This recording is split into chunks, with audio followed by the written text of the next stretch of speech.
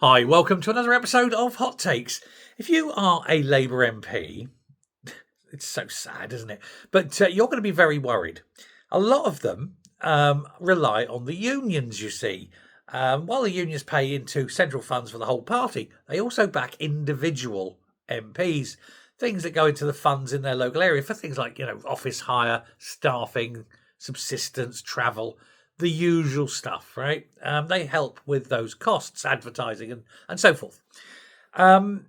Effectively, the unions are the paymasters of the Labour Party. And so, if you're a good little Labour drone MP buzzing around the nest of number 10 or the Houses of Parliament, you pretty much do as you're told and you don't upset the unions. And for the main part, the backbenchers don't. They are the worker drones. They are the ones that buzz around and, make loud noises, but don't really do any of the work. However, the unions are not happy. The unions are threatening to cut funding, not just to the party, but to the individual MPs. And they are very, very worried by this. They need that union money. Why? Well, when before the election, the Labour Party kept going and saying that, they were going to promise to bring an end to Tory austerity. That was their big thing. And they got into power. And to be fair, they have. They have completely got rid of Tory austerity. Unfortunately, they've replaced it with Labour austerity. And the unions aren't happy. They know that as jobs disappear, the unions become less powerful because they lose members. And when it comes to unions, numbers is everything. Size matters. And so as the number of union members falls, they lose money, they lose influence, and of course they need to do something about it. And the only thing they can either do is strike, which won't, help because they're alienating themselves to the public and also taking money out of the hands of their members, or they can save money by not passing it over to the Labour Party.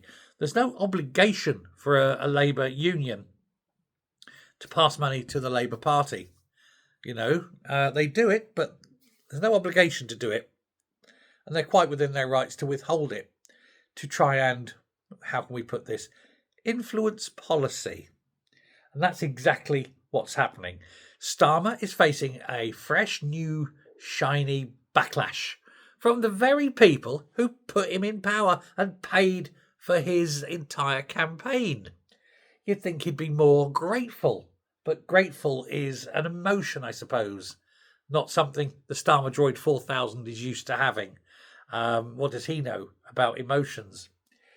But the Fire Brigades Union, the General Secretary there, Steve Wright, has claimed that the Labour government has imposed a new form of austerity across the whole of Britain and that it is damaging because it's cutting the real terms wages of his members. In a warning, he said to the Prime Minister, that austerity under a Labour government is still austerity. It's a horse of a different colour. He says next time there's a fire, a flood or an extreme weather event, the public will ask why their fire service is unable to respond accordingly and effectively. Said the Fire Brigades Union urges the government to think again and deliver the investment we need to keep people safe and to ensure his members have a sufficient wage. Now, Starmer's got very little room for manoeuvre, of course.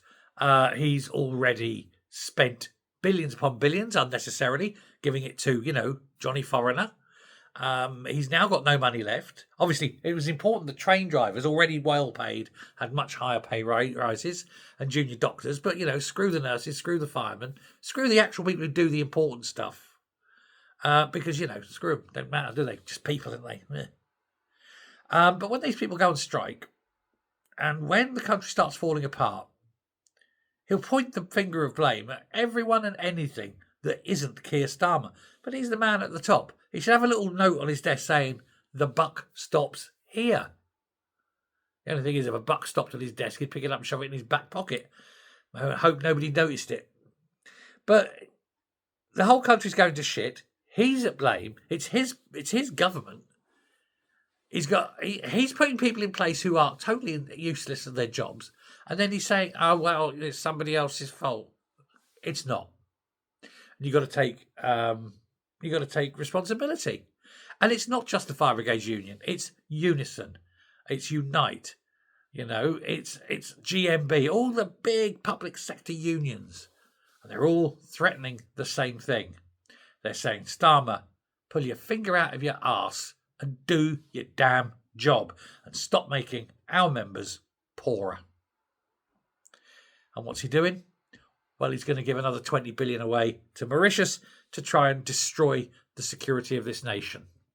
And then he wonders why people call him a quisling turncoat. That's the least of his worries. Let me know what you think. As ever, thanks very much. Take care. Goodbye.